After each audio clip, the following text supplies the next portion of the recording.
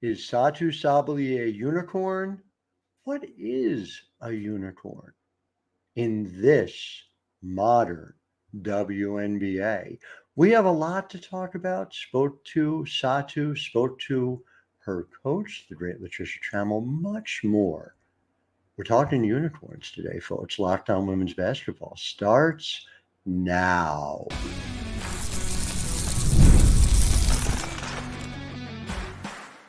You are Locked On Women's Basketball, your daily podcast on women's basketball. Part of the Locked On Podcast Network, your team every day.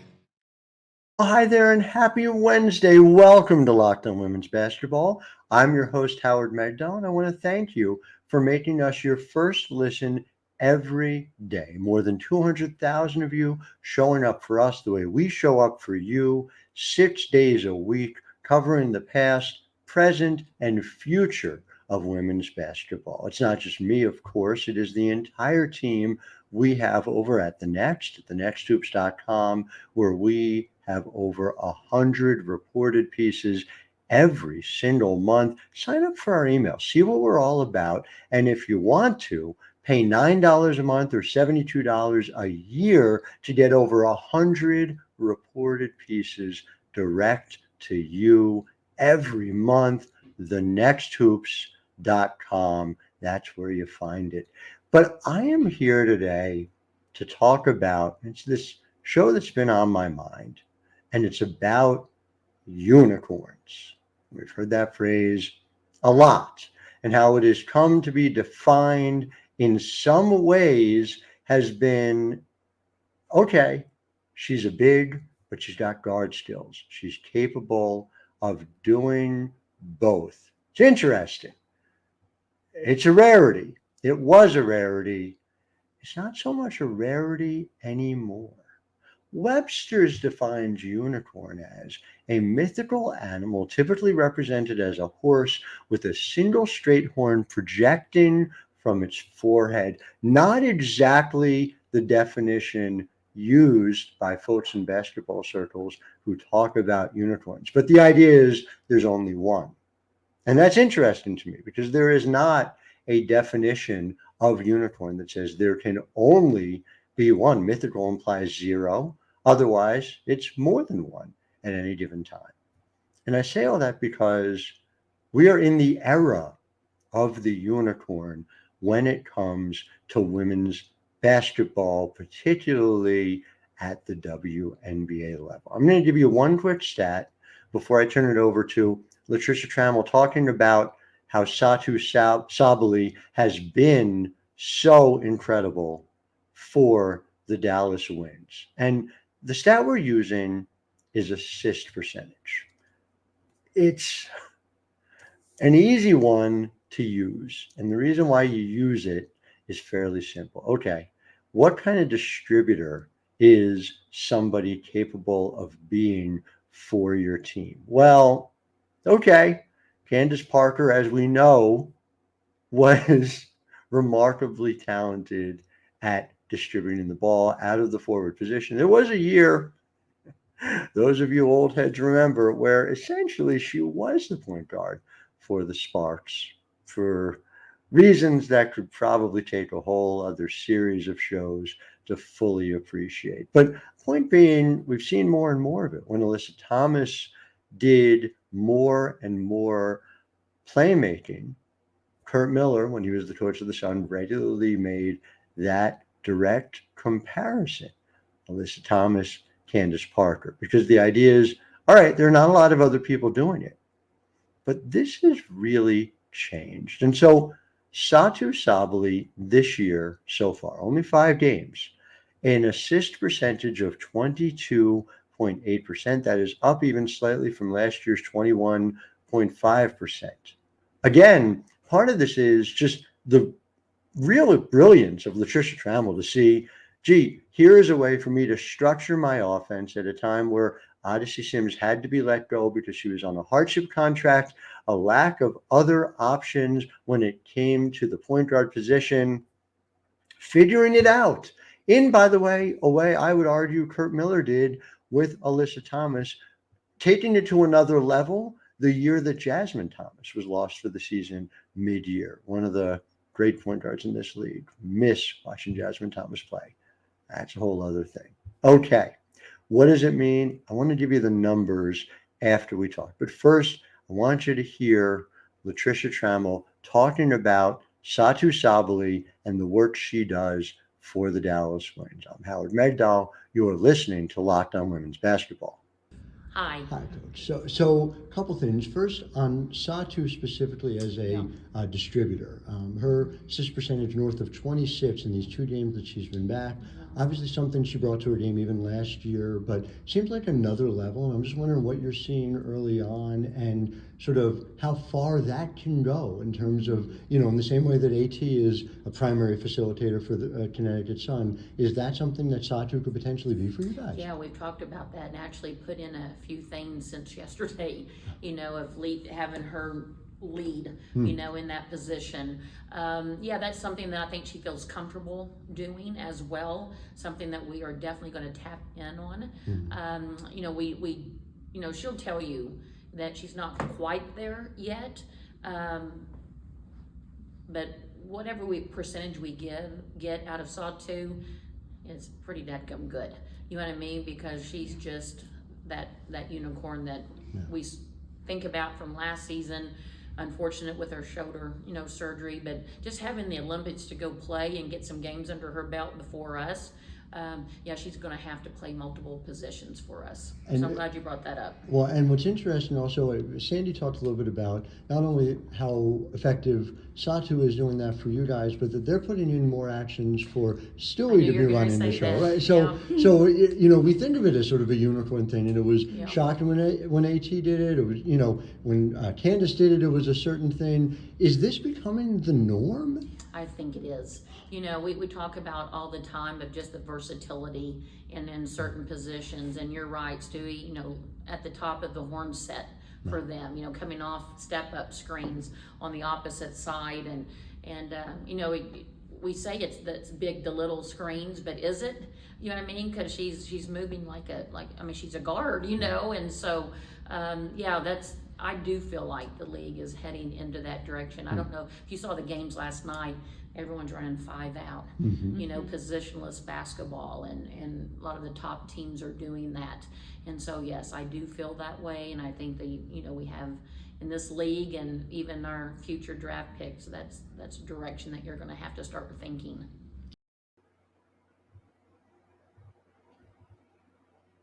Locked On Women's Basketball is brought to you by eBay Motors. Passion, drive, and persistence. The formula for winning championships is also what keeps your car alive. eBay Motors has everything you need to maintain your vehicle and level it up to peak performance. Superchargers, roof racks, exhaust kits, LED headlights, and more. Whether you're into speed, power, or style, eBay has you covered. And maybe you're like me and you don't know what half of those things are. No worries. With over 122 million parts for your ride or die, all with the eBay Guaranteed Fit, that little check mark right on the site that tells you, oh, is this for my car? I don't know. I just used the car to get to the WNBA game. But it turns out eBay Motors knows, and they'll tell you every time, or your money back.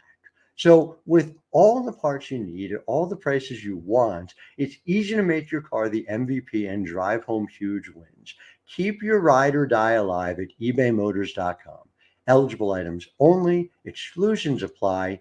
eBay Guaranteed Fit only available to U.S. customers.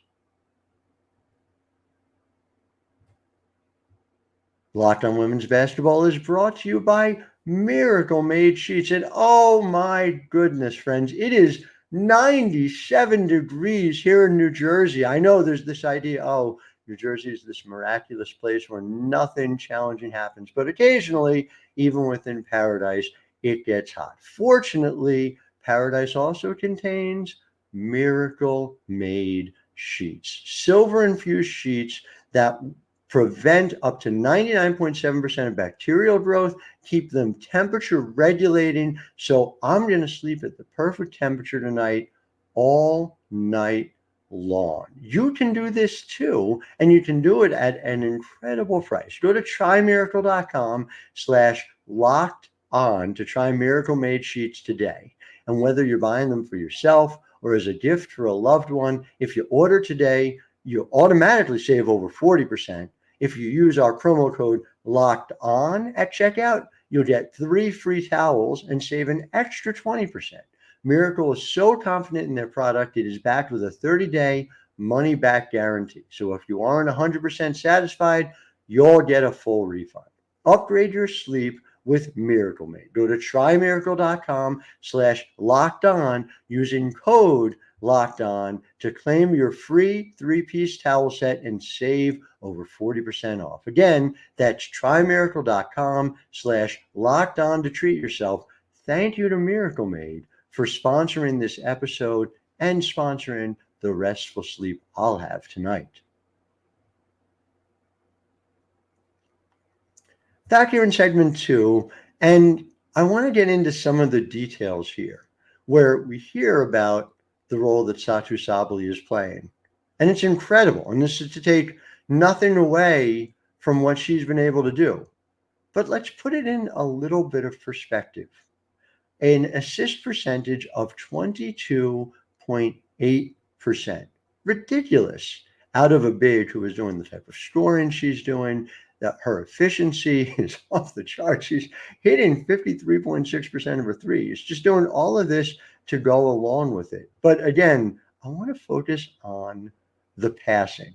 And so where's 22.8% rate this year among those who are qualified for the minutes played and therefore the leaderboard in the WNBA? Wouldn't be first, wouldn't even be second.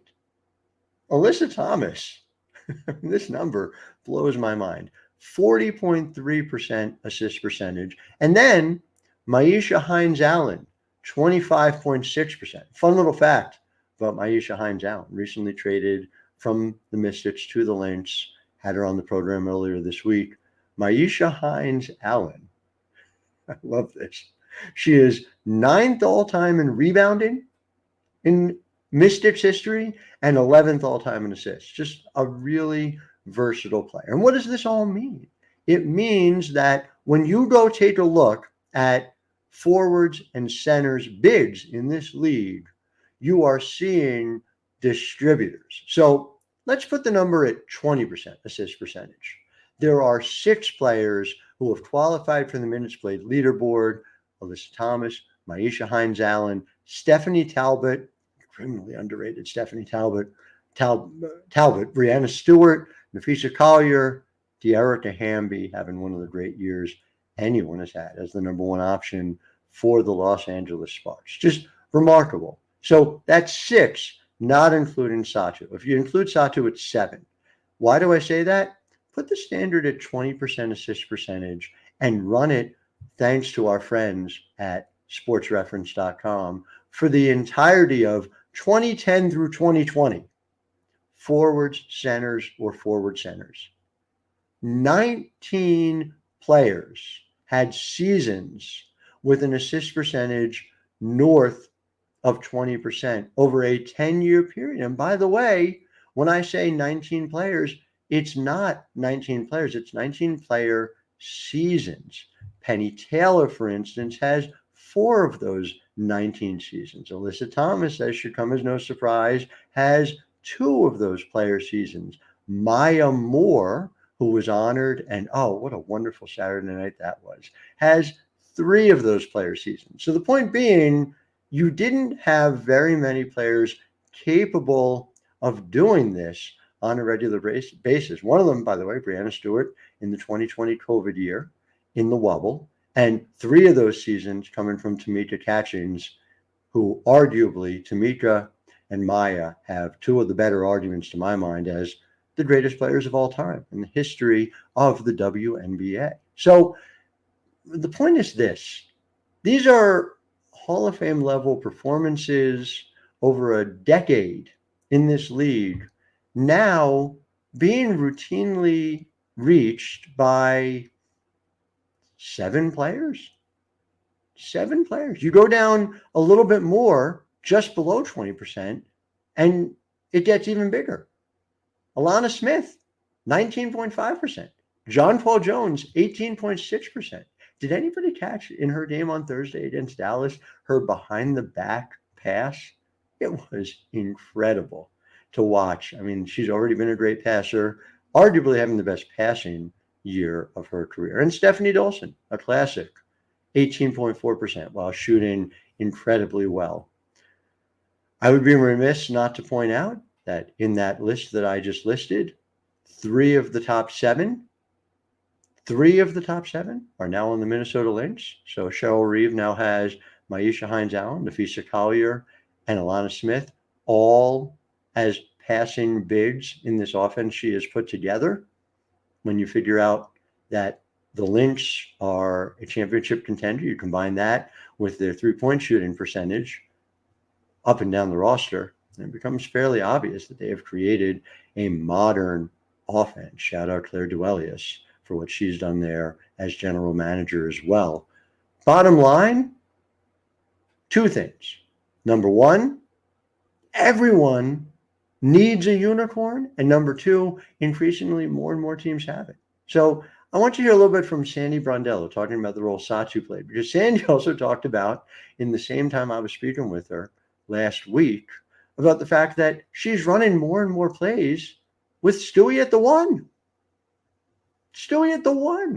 And it's not crazy. It is the way this league is evolving in ways that make the basketball extra beautiful. It's just remarkable to see. So here's Sandy. Back after this, talk a little bit more, wrap it up, and let's hear from the unicorn herself, Satou Sabally. But first, Sandy Brondello. I'm Howard Megdal. You are listening to Locked On Women's Basketball. Hi, Sandy. It seems like Dallas is emphasizing more of Satou as a playmaker. And I'm just wondering what you're seeing on film out of that, and what you think that means for what Dallas can do with her. Yeah, I think it's the right way to go. I mean, Satou is an amazing player, and for her to come, she's been out all season long with a serious injury, got her team to the Olympics, sat out, went to in February, went to the Olympics, and with very limited preparation was amazing. I was quite impressed with the load that she did. And I think that's the right way to go. We just talked about Stewie, and I think that's how the game is changing. You got these players, their skill set continues to just go to another level. It's a really positionless basketball, and Satou can do it at 3 levels. So I would expect them to continue to put the ball in her hands as much as they can. So back here in segment 3, and I did have the pleasure of speaking with Satou Sabally about multiple subjects, but her role as a facilitator was particularly interesting to me. And again, this is a Dallas Wings team that let Veronica Burton go right before the regular season began. Crystal Dangerfield left in the offseason. Their primary distributors have not been present. JC Sheldon, really impressive. And, in addition to her growth at the 2, we've seen games where she's able to perform at the 1 as well. There was a game just recently, 8 assists, 1 turnover. The future is so bright for her, without question. But ultimately, Satou taking this on is remarkable for what she's able to do, how important it is for the Dallas Wings, and the extent to which this Wings team that's now back together and still has work to do from a roster construction point of view. But man, first of all, they're playing hard for LT, so hard for LT. And second of all, they're figuring out ways to win. That win over Las Vegas, really, really impressive. So let's hear from Satou. Then I'm back with a final thought. Howard Megdal, you're listening to Locked On Women's Basketball. So we're talking to Coach before the game about your elevated assist percentage. You're north of 26%. You're in point guard territory. Just kind of take me through that evolution for you as a player. You've always been an elite passer, dating back to college. What is it like to be, in some ways, the primary option running the offense for this team at times?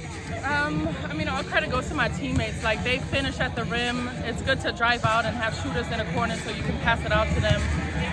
Just being in pick and roll situations, I feel like we move really well. And it's really all about sharing the ball and having the vision. So it's going well for that. This has been more and more around the league. Obviously, Alyssa Thomas has been doing this for years. Candace Parker, of course, pioneered it in a lot of different ways. Do you feel as if it is becoming the norm of the quote-unquote point forward? Yeah, I feel like great players are positionless players unless you really like perfecting your position. And I've just been blessed with size, but have always been, a ball handler just in the way I grew up. And playing the 4 in college was also just a great addition to my inside game. So really just improving on all aspects. And of course it's hard in the first years of the league because you have to improve in all aspects and kind of get that down. But now it just kind of clicked, and I felt like I've been excelling at every skill, and that comes from Candace Parker and Alyssa Thomas. Like, they've been doing it great. Appreciate it. Thank you. So that is the great Satou Sabally. Point of personal privilege, just delighted to see her back out there, healthy, playing. The future is so bright for her. But I just circle back to something that Latricia Trammell said early on in today's show. Teams are going to need to draft with this in mind. Teams are going to need to be looking for multiple skills. I thought that's why it was so obvious that the LA Sparks this past year made the right decision by drafting Cameron Brink second overall. I'm thinking through players who can be that unicorn. Eventually, I don't know. Listen, there's growth for this league. Are we at a point? Are we approaching a point where every team's got a unicorn? Are they unicorns at that point? Webster's second definition. Something that is highly desirable, but difficult to find or obtain. Example, an album like this is something of a unicorn. How hard it is to find, and who finds them first, and how many unicorns they collect, I predict will help tell us who will win the championships for the remainder of this decade. That's all that we have for today for our show. Delighted you joined us, and thank you for making us your first listen, as you do every single day. Now for your second listen, go check out the Locked On NBA podcast, which is a collection of podcasts by our site-specific experts. It may seem a little niche, right? Men's basketball, but it's true. It's a real league, and it's thriving. The season never ends, and they all provide national expertise with a local perspective. Part of Locked On Podcast Network, your team every day. We'll be back with you tomorrow. The great Wilton Jackson, who covers the Atlanta Dream for us at the Next, will be joining us. Until then, I'm Howard Megdal, wishing all of you a wonderful Wednesday.